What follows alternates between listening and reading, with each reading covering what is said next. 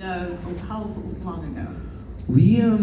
It kind of started, I would say, around 2019, 2020, and it was just basically, I was writing an episode of Rami that was from a kid's point of view, and then realizing that I had all these stories that were, funny to me, that were quite crazy, and that could probably work in a different format, and then we kind of started to brainstorm about animation. And so, yeah, it was kind of that process started then, and then the animation we did took a while. It took a few years, partly because we wanted to make a show. Like, this show looks like it could have come out in 2001, and a big part of that is that it was made using the things that they made to make shows in 2001. Yeah. So we worked with an animation studio in Malaysia. Yeah. The show is actually animated by Muslims, which is Yeah. pretty cool. Yeah, all in Malaysia. We had to downgrade our computers in order to kind of deal with with what they were doing. Yeah. So it was a really cool process. And you worked with Mona. Yeah, with Mona Shalabi. She's Yeah, amazing. another Pulitzer We Prize won the winner. same year. Co-Pulitzer. Yeah. We had a whole conversation about it, and Yeah. she's amazing and such a defiant, badass, brilliant person. So the trick there, and it's not unpublic knowledge. We both nominated ourselves. Yeah. So you can. How do you do that? You just say, nominate hey, I yourself. think I should win a Yeah. Pulitzer? Yeah. Wait, no, it doesn't go like that. No, I think that's amazing. I think that's actually, if anyone's looking for something, have that kind of confidence to just say, yo, I think I should. I think we both were like, we could. Yeah. It was more like a maybe. Yeah. So That's awesome. We bonded over that in this feminist conversation that was kind of semi-public. So Yeah. that seems like her though, right? Oh, 100%. Yeah. And she brought a lot to Yeah. this in so many ways. I mean, if you guys have seen her work, on Instagram and she, in so many different publications, but I had seen her stuff where she took these really crazy statistics or concepts that, people might gloss over and kind of made them animated and turned them into something. Amazon was what she was. She won for something critiquing Jeff Bezos at Amazon. It was Yeah. amazing. Yeah, the irony of it is that this show streams on Amazon, and so, and I think that's kind of the conundrum of American activism it's like, fuck Amazon, and they're the only ones who will pay for this. And then we start talking to them, and they're like, dude, Amazon Prime's not even, Bezos doesn't even look at this stuff, and you go, good. Better not. Oh my god, it's so funny. Yeah, you're right. All the contradictions of the paradox.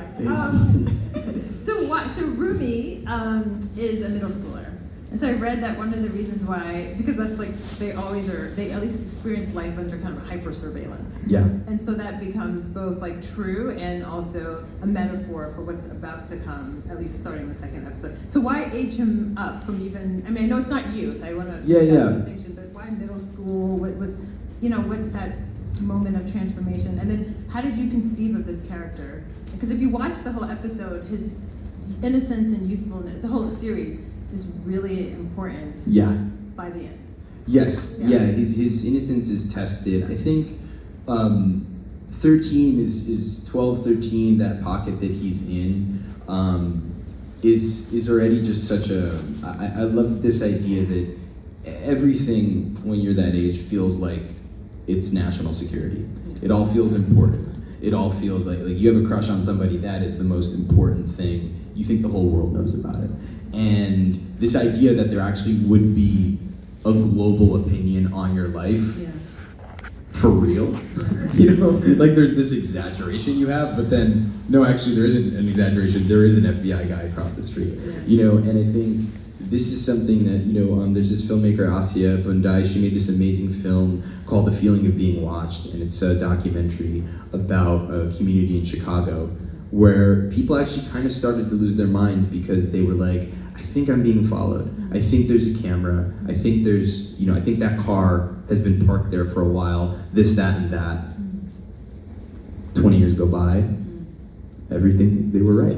And people lost themselves, and you can't get some of those people back. People really struggled, and it's like they did bug their house, they did do that, So these things were happening, and so I was really kind of interested by that conflation of the real thing and then just the dramatized teen thing, and so this character kind of is is forced with that, and you know, yeah, being a kid at a middle school it's always been it was so wild to me. Even coming to this campus, I remember it's just crazy because you were just in high school when you had to like ask to go to the bathroom, you know, and then all of a sudden you're just like in Newark, like just doing like whatever. I mean, it is the most radical shift I've ever experienced. It's like, can I go to the bathroom? And then it just like dropped off in Newark. Just figure it out. Just get there or don't. No one will actually check. I mean, that's wild, right? But when you're that age, you know, everything is, in this container. So that felt like a cool place to be, and it also felt like a cool lens to look at the world, you know, through a kid. And Pam Brady, who, you know, co-created the show with us and you know, worked with me and Mona, she had done South Park, which was just, that's so much of that is like kids looking at it. But I think we were looking at this from a bit more of a tender character place and kind of how could we grow these characters and you know. Well, can we talk about code switching a bit? That's Yeah. a big. Yeah. Yeah, everyone's okay.